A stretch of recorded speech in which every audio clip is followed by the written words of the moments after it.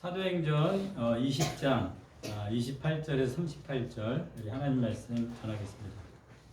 하나님은 교회에 대해서 자기의 소유라고 말합니다. 그 이유가 뭡니까? 오늘 28절에 하나님이 자기 피로 사신 교회, 그러니까 자기 피라는 비용, 대가를 지불하고 교회를 사셨다. 특별한 소유로 대가를 지불하고, 이걸 이제 신학적으로 대소업이라고 합니다. 교회를 자기 것으로. 교회가 있기 전에 이스라엘 백성들에게도 출애굽기 19장 5절, 너희는 모든 민족 중에서 내 소유가 되겠고, 세귤라, 보배라는 겁니다. 이사야서 43장 21절, 이 백성은 내가 나를 위하여 지었나니 나를 찬송하게 하렵니다. 누군가의 이렇게 소유가 된다는 거 기분 어떠세요? 네? 내가 누구 거야? 이런 누군가의 소유가 된다는 거 여러분 기분이 어떨지 모르겠습니다. 인간의 자율성이 침해되고 독립적인 존재로서 굉장히 불쾌하게 여겨질 수 있죠. 하지만 모든 인간은 인식하던 인식하지 않던 뭔가에 지배당하고 있다는 거, 우리는 조금만 인생 살면 알게 될 것입니다. 인간은 윤리적인 인간이 있고 계약적인 인간이 있습니다. 윤리적인 인간은 스스로 좋은 사람이 되고 싶어져서 나 이런 사람이야. 그런데 계약적인 인간은 약속한 관계 속에서 좋은 사람이 되는 거죠. 나와 하나님과의 관계 속에서 나는 이런 사람이 되고자 하는, 그래서 인간에게 제일 중요한 게 뭐냐? 화목입니다. 화목. 여러분 가정이 화목하십니까? 친구들과 화목하세요? 회사에서 화목하십니까? 이웃들과 화목하십니까? 화목이 굉장히 중요합니다. 그런데 제일 중요한 화목, 하나님과 화목하라. 내 스스로 좋은 인간이 돼서 나 이런 사람이야가 아니라 하나님과 화목하고 하나님과 화목한 상태로 나는 좋은 사람이 되었다. 하나님의 소유를 인정하고 하나님의 소유된 백성으로 살아가는 그 화목함을 이룬 사람으로서 성경은 우리에게 화목하게 하는 직분을 주셨다 이렇게 얘기합니다. 화목하게 하는 말씀을 부탁받았다 이렇게 얘기합니다. 그래서 오늘 신학교에 들어간 신학생은 화목하게 하는 직분을 누구보다도 책임감 있게 받은 거죠. 그래서 어떻게 하면 내가 세상 속에서 하나님과 사람과 화목하게 할 것인가, 그 화목하게 하는 말씀을 어떻게 연구해서 그 말씀을 사람들에게 전해줄 것인가, 그게 우리의 삶의 이유가 된다면 이 세상 얼마나 아름다운 거예요. 청라 이 지역에서 청라 삼일교회가 하나님과 화목하게 하는 직분, 화목하게 하는 말씀을 부탁받아 그것을 실천한다면 얼마나 아름다운 교회, 얼마나 아름다운 청라 이 사회가 되겠습니까? 오늘 성경은 하나님이 자기 피라 그랬는데 이 피는 예수님의 피입니다. 이 예수님의 피에 대해서 마가복음 14장 24절은 이것은 많은 사람을 위하여 흘리는 나의 피, 언약의 피다 그랬습니다. 그러니까 그냥 흘리는 피가 아니라 언약의 피. 그러니까 예수님이 십자가에서 피 흘려 죽으신 이유는 하나님과 인간이 새 언약을 맺도록, 모세가 시내산에서 맺은, 이스라엘과 맺은 옛 언약을 폐하고 하나님과 인간, 모든 인간이 새 언약을 맺도록, 그래서 독생자, 가장 소중한 것을 내어주신 겁니다.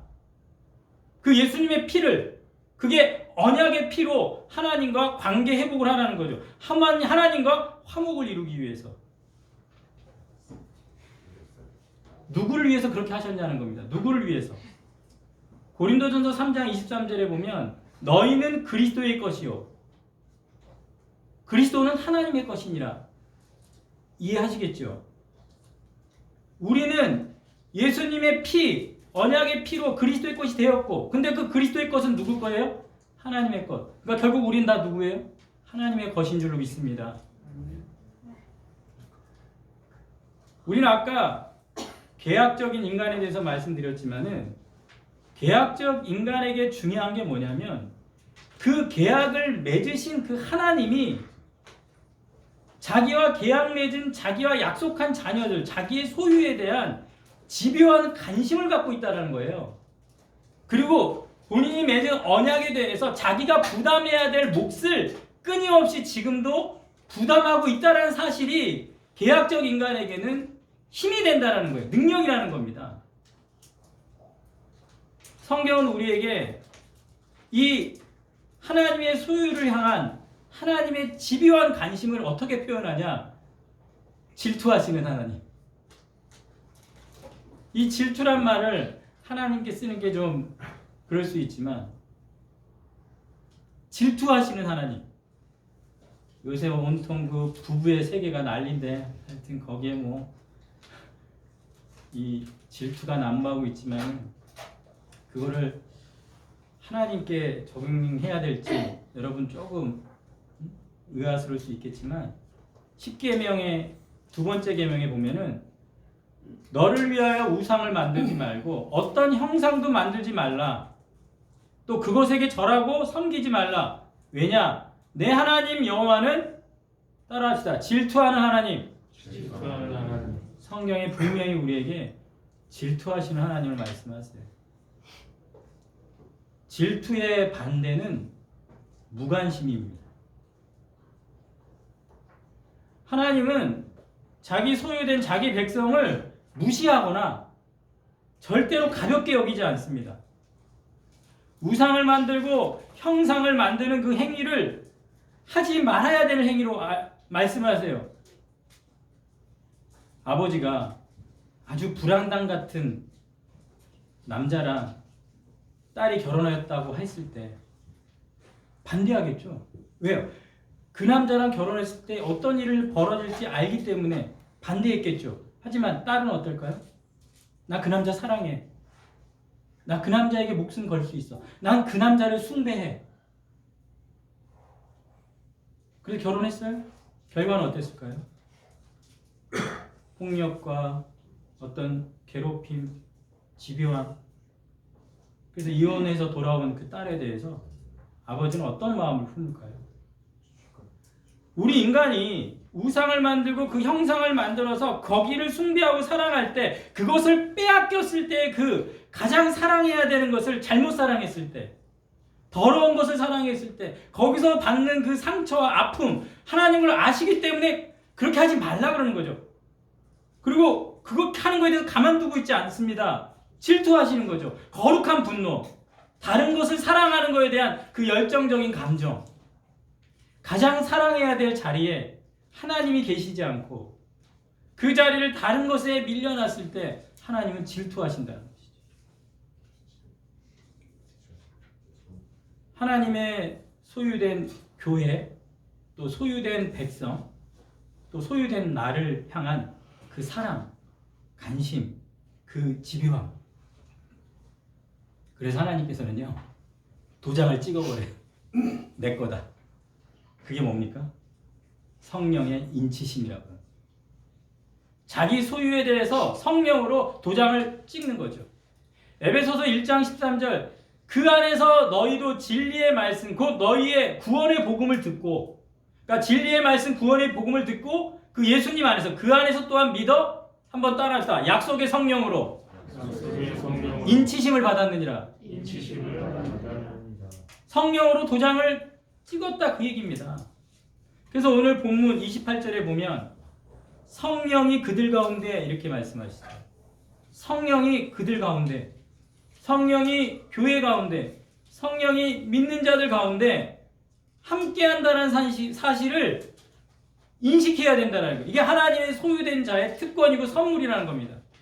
우리는 혼자가 아니며 공급 없이 방치된 존재가 아니라, 고아가 아니라 약속의 자녀고 아버지를 섬기고 있는 그리고 성령과 함께하고 있는 그러한 존재라는 사실을 꼭 기억하시길 축복합니다.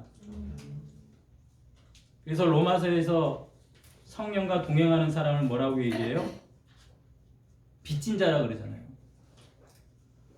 성령의 선물을 받아서 성령의 요구를 갚아야 되는 빚진 자, 영을 따르는 자는 영의 일을 생각하나니 육신에 져서 육신대로 살 것이 아니니라. 우리 안에 성령이 함께 하셔서 우리에게 계속해서 나를 따르라, 나와 함께 하자, 영의 일을 생각하고 그 일에 근육이 붙고 영적인 일에 관심이 몰두되고 거기에 발달이 돼서 영의 세계를 보고 분별하고 그렇게 살아갈 수 있는 혼자가 아닌 성령이 그들 가운데, 나 가운데 함께 하시기를 간절히 소원합니다. 제가 오늘 본문에 앞서서 하나님, 예수님, 성령님 이 전방위적인 기초 위에 세워져 있는 교회에 대해서 명확히 알고 계셔야 오늘 바울이 이 에베소 교회 목자들에게 양떼를 돌보는 것이 얼마나 중요한지, 너의 인생을 걸고 너의 목숨을 걸기에도 전혀 아깝지 않은 그런 하나님, 예수님, 성령의 전방위적인 기초 위에 세워진 교회를 섬기는 일이 얼마나 복된 일인지, 얼마나 중요한 일인지 그것을 알 수가 있는 겁니다. 그래서 오늘 바울이 본문에서 여러분이라고 부르는 자들은 오늘 28절에 하나님의 소유, 예수의 피값으로 사신 교회를 보살피게 하셨느니라 이렇게 얘기하잖아요. 여러분은 교회를 보살피라고 성령이 세우신 것입니다. 그러니까 하나님의 것을 잘 보살피라고 맡겼다라는 것이죠. 그래서 이 사역의 중요성을 알기 때문에 바울은 사도행전 14장 23절에 보면은 각 교회의 장로를 택하는데 금식하며 기도했다 그럽니다. 이 일이 얼마나 중요하면 금식하며 기도해서 교회를 섬기는 자들을 세웠고 그들이 믿는 주께 그들을 위탁했다 이렇게 얘기합니다. 그래서 저는 요새 좀 뼈저리게 느끼는 거지만 표창동에서 복지관에서 일주일에 한 번 뵙기 2시간, 3시간 사용할 수 있는 공간에서 예배 드리다가 하나님께서 이렇게 청결한 지역에 이렇게 예배에 쳐서 매일 쓸 수 있고 매일 기도할 수 있고 매일 찬송할 수 있고 매일 설교할 수 있고 이런 하나님의 교회에 공간을 주셨을 때 이건 하나님이 맡겼구나. 그러니까 내가 취하고 내가 계획하고 내가 얻은 게 아니라 하나님이 이 귀한 걸 내게 맡겼구나. 그거 어떻게 함부로 할 수 있겠습니까? 어떻게 대충 할 수 있겠어요? 하나님이 맡겼는데 하나님이 그 귀한 것을 나같이 더럽고 부족하고 연약한 종에게 하나님께서 이렇게 맡겼는데 어떻게 소홀할 수 있겠어요? 하나님의 것을 맡았다라는 그 인식. 그래서 28절에 여러분을 감독자로 삼고, 여기서는 감독자는요 장로일 수도 있고 목회자일 수도 있고 그런 여러 가지 개념을 담고 있습니다. 세워주신 분이 누구이고 소유권이 누구에게 있는가. 그렇기 때문에 삼가해야 된다, 조심해야 된다. 그게 28절에 여러분은 자기를 위하여 또는 온 양떼를 위하여 뭐하라? 삼가라. 자기 자신을 위하여 자신의 영적인 상태를 계속 살피고 온 양떼를 위하여 교회의 영적인 상태를 계속 살피고 31절에도 또 얘기하잖아요. 그러므로 여러분이 일깨워 자기 삶을 계속 삼가해야 한다는 것이죠. 제가 말씀드렸지만 성령이 우리와 함께 하시지만 우리가 가지고 있는 이성, 그 다음에 감정, 의지, 이 전인격이 이 성령이 함께 하신다는 사실 때문에 아무것도 안 하고 이러고 있는 게 아니거든요. 자각을 하는 겁니다. 내가 자각을 하죠. 그리고 내가 스스로 자원하는 겁니다. 내가 이제 하고 싶어. 나 이제 할 거야. 나 여기 인생 걸었어. 나 여기에 꽂혔어.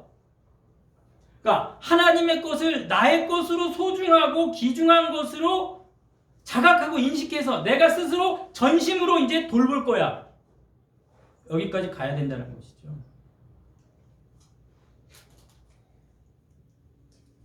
그런 다음에 우리가 나 이제 창업하기로 했어. 나 여기 인생 걸 거야. 예, 이렇게 좋습니다. 제가 결정을 했어요. 그런데 시장 조사도 안 해. 네? 음식 잘하는데 막 창업한다고 하면 음식 잘하는데 몇 군데, 100군데 돌아다니면서 아, 음식은 이런 거구나.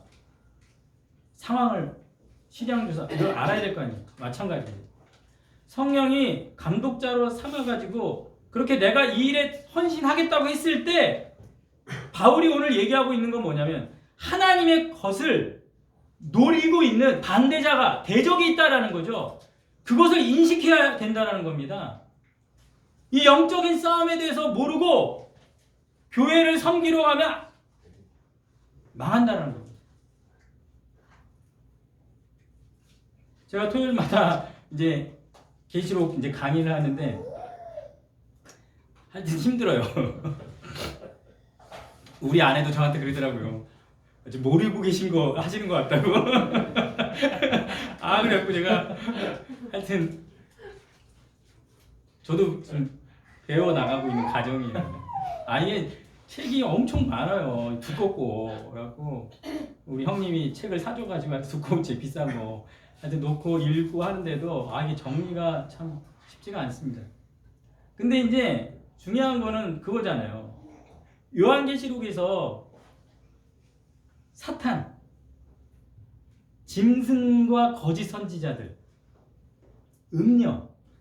이제 계시록 12장에 보면 그 내용이 이제 아주 디테일하게 나오지만은 결국 뭐라는 거예요? 영적인 싸움이라는 거 아닙니까? 그러니까 하나님의 것을 노리는 반대자들, 그리고 그것을 계속해서 공격하는 공격자들과의 이 영적인 싸움이 교회는 주님 재림하실 때까지 계속 된다는 거 아닙니까? 그거를 인식하고 살아야죠. 저는 목회하면서 참 순진했던 것 같아요. 교회에 막 성도들이 막 몰려오고 청년들이 막 쏟아져 오고 막 그렇게 부흥하는 교회에서 부목사 생활을 하다 보니까 뭐 이거 사람 모이는 건 당연하구나. 그러다 보니까 이 교회가 싸워야 될 영적인 치열한 싸움이 뭔지를 너무도 인식하지 못하고 한 명이 한 명의 성도를 말씀으로 양육하고 이 영적인 상황에서 어떻게 이기게 할까, 어떻게 하루하루를 살아서 이 싸움에서 이기게 할까라는 계속된 양육과 말씀을 먹이는 훈련, 그런 부분에 있어서 제가 너무 소홀했다라는 생각. 그리고 제 성격상 뭐 억지로 하십시오 있으세요. 그냥 편하게 하십시오. 관계가 깨질까봐. 하지만 영적인 싸움은 만만치 않습니다. 오늘 에베소 교회에 이렇게 불러서 사도 바울이 이런 지금 29절 말씀 하잖아요. 29절 말씀에 뭐라고 얘기합니까? 우리 29절 다 같이 한번 읽어볼까요? 29절 시작. 내가 떠난 후에 사나운 이리가 여러분에게 들어와서 그 양떼를 아끼지 아니하며. 이 일이요 40년 후에 50년 후에 에베소 교회 그대로 벌어져요. 바울이 이렇게 얘기했지만 결국은 이러한 공격에서 에베소 교회가 자유롭지 못했다는 겁니다. 이 늑대, 이리의 이미지와 이 양떼의 이미지, 그래서 밤에 그 약탈하려고 돌아다니는 그 이리들, 그것들을 감시해서 깨어있지 않고서는 계속적인 경계를 하고 있어야 돼. 그 경계를 놓치지 말아야 되고 어떤 수를 써서라도 그거를 막아낼 수 있는 그런 분별력, 영적인 싸움을 할 수 있는 그런 감독자가 되라는 거 아닙니까? 그러면서 30절에 이렇게 얘기하죠. 제자들을 끌어 자기를 따르게 한다. 그러니까 가서는 안 될 방향으로 끌어당겨서 고등길에서 벗어나 떼어놓고 하나님의 지도와 인도에서 멀어지게 만든다는 얘기 아니겠습니까? 그리고 어그러진 말을 하는 사람들, 다른 복음 뒤틀어서 얘기하고 곡해해서 말해주고, 그래서 결국은 자기를 따르게 해서 멸망의 길로 인도하는 그런 자들을 바울이 경고하고 있습니다. 그러므로 우린 무엇에 집중해야 됩니까? 우리 너무 잘 알잖아요. 영적인 싸움의 무기로 주신 게 뭐예요? 뭡니까? 말씀. 다 압니다. 근데 왜 다 아는 사실인데 영적인 싸움에서 무력해집니까? 영적인 무기를 알고만 있어. 차에 먼지 쌓여 놔두다가 교회 올 때 털어서 가져와서 설교할 때 폈다가 다시 덮어놨다가. 무기가 있으면 뭐예요? 먼지 쌓여가지고 성경 하나도 읽지도 않고 기도하면 이긴다 그러는데 식기도 외에는 기도를 안 하고 있고. 영적인 무기를 숙련하고 숙달시켜서 싸움을 해야 될 거 아닙니까? 그래서 31절에 바울이 뭐라고 얘기합니까? 내가 3년이나 밤낮 쉬지 않고 내가 엄청난 시간적인 투자를 했다. 3년이나 밤낮을 아끼지 않고 쉬지 않고 이런 시간들을 다 쏟아부었다. 눈물로 각 사람을 어떻게든 개인적으로 관계적으로 눈물을 흘려가면서 그 한 사람 한 사람을 내가 세우기 위해서 힘썼다. 훈계하던 것을 기억하라. 그 상대방이 좀 불편해 하더라도 그것이 말씀이라면 따끔하게 말해줄 수 있고 그것을 기억하라. 34절에 또 이렇게 얘기하잖아요. 내가 아무의 은이나 금이나 난 어떤 보상도 바라지 않았다. 하나님 앞에서 나는 최선을 다했다. 의복을 탐하지 아니하고, 이 의복이라는 거는 그냥 뭐 옷을 뭐 달랬다, 뭐 명품 옷을 뭐 탐 이런 표현이라기보다는 의복은 그 당시에 지위거든요. 내가 개인적인 지위를 추구하지 않았다. 총회장, 노회장, 그런 자리, 난 그런 거 추구하지 않았다. 오늘 영적인 세계의 영적인 싸움에서 내가 왜 무력하게 이러고 있나?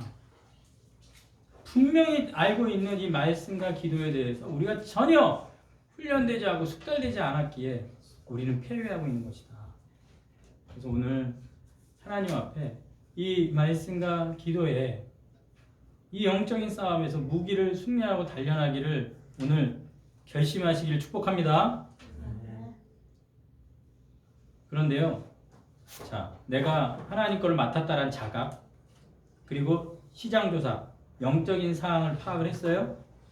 그래서 내가 최선을 다합니다. 영적인 무기를 숙련하고 단련하고 더 중요한 게 있습니다. 바로 32절입니다. 다 같이 읽겠습니다. 32절 시작. 지금 내가 여러분을 주와 및 그 은혜의 말씀에 부탁하노니 그 말씀이 여러분을 능히 든든히 세우사 거룩하게 하심을 입은 모든 자 가운데 기업이 있게 하시리라. 여기 보면 당연히 이 말씀의 무기를 얘기하지만 더 중요한 건 뭐냐면 주와 및 그 은혜의 말씀이잖아요. 말씀이 그냥 말씀이 아니라 어떤 말씀? 은혜의 말씀. 내가 노력한 말씀. 내가 성경 몇 독했다 자랑하는 말씀이 아니라 은혜의 말씀. 이 얘기는 뭐냐면 하나님의 돌보심에 의탁하는 겁니다. 하나님께 넘겨드리는 겁니다. 하나님 손에 부탁하는 거죠. 그러니까 무언가를 누군가를 앞에 위치시키는 거죠. 누구 앞에? 그 은혜에 세워놓는 거죠. 그럴 때야만이 말씀이 든든히 우리를 뭐 한다고요? 세우는 거다. 오늘 기업이 나오지 않습니까? 기업. 이건 하나님이 우리에게 줄 우리의 유산, 몫이에요. 우리의 몫. 근데 이 몫이 우리 것이 되려면 하나님이 딱 보니까 거룩함을 이렇게 입은 자들이 그 기업을 계속 받는 사람들의 일관된 특징이 뭐냐? 반석 위에 말씀 위에 서 있는 사람만이 하나님의 그 유업을, 몫을, 자기의 유산을 받더라는 거죠. 이게 하나님이 알고 있는 노하우예요. 하나님의 깊이입니다. 오직 주와 하나님 앞에서 은혜의 말씀에 세워질 때만이 우리는 그 유산을, 그 기업을 우리 것이 되게 하는 줄로 믿습니다. 그러므로 말씀을 섬기는 자는 위탁받은 말씀보다 우월한 위치에 있지 않습니다. 항상. 그래서 이 말씀을 자의적으로 여러분들을 가르쳐서는 안 되는 것이죠. 그리고 말씀을 우리가 통제하는 것이 아니라 우리는 말씀 아래에 있어야 될 줄로 믿습니다. 이제 마지막으로 중요한 것은 이렇게 말씀을 가르치는 자가 가르치는 말씀대로 어떻게 해야 돼요? 살아야 되는 거죠. 예. 마지막은 이제 이겁니다. 설교한 대로 살아야 될 거 아니에요. 예? 강단에서는 뭐 멋진 말 다 하면서 삶을 보면 목회자가 세상 사람과 똑같이 살아가고 있는 것 때문에 전도가 많이 우리 한국 사회에 막혀 있죠. 그래서 오늘 36절에 사도 바울이 무슨 말을 하냐면 예수님이 친히 하신 말씀이다 이러면서 하는 말이 한번 따라합시다. 주는 것이 받는 것보다 복이 있다. 이 말씀을 바울이 받았어요. 깨달았어요. 그리고 그 말씀을 삶으로 살아내는 거. 그래서 오늘 35절에 뭐라고 얘기하냐면 여러분이 아는 바와 같이, 그러니까 여러분이 증인인데 내가 이 손으로 본을 보여주고 수고하여 약한 사람들 36절에 돕고 34절에 나와 동행자들을 쓰는 것을 충당하고 나는 직접 예수님이 주는 것보다 받는 것이 복되다라는 그 말씀을 삶으로 살아냈다라는 거예요. 여러분이 증인, 여러분이 알지 않느냐? 내가 그렇게 사는 거. 나와 동행한 자들을 위해서 같이 자비랑으로 일해서 그것을 내가 번 돈 중에서 충당하고 나누고 이기심 없이 살았던 삶, 그 동료들을 후원했던 자기의 삶, 그리고 수고하고 약한 사람들을 돌아보는 그 마음, 그 실천. 그래서 삶으로 보여준, 삶으로 살아낸 주는 것이 받는 것이 보다 복되다. 그 말씀을 증명해낸 거 아니겠습니까? 우리도 오늘 들은 말씀 이제 삶으로 살아내시길 축복합니다. 이제 코로나19 이런 어려운 상황에 굉장히 힘든 분들이 많습니다. 저도 이제 이번 주에 성교사님이 뭐 코로나 때문에 한국에 들어오셔서 수요일 날 식사를 같이 하기로 했는데 또 이제 개척하시는 또 우리보다 더 어려운 목회자들도 주변에 많고 그래서 좀 주변에 코로나19로 어려운 사람들 좀 돌아보셔서 좀 이 예수님의 말씀을 실천할 수 있는 우리가 되길 간절히 소원합니다. 네. 기도하겠습니다.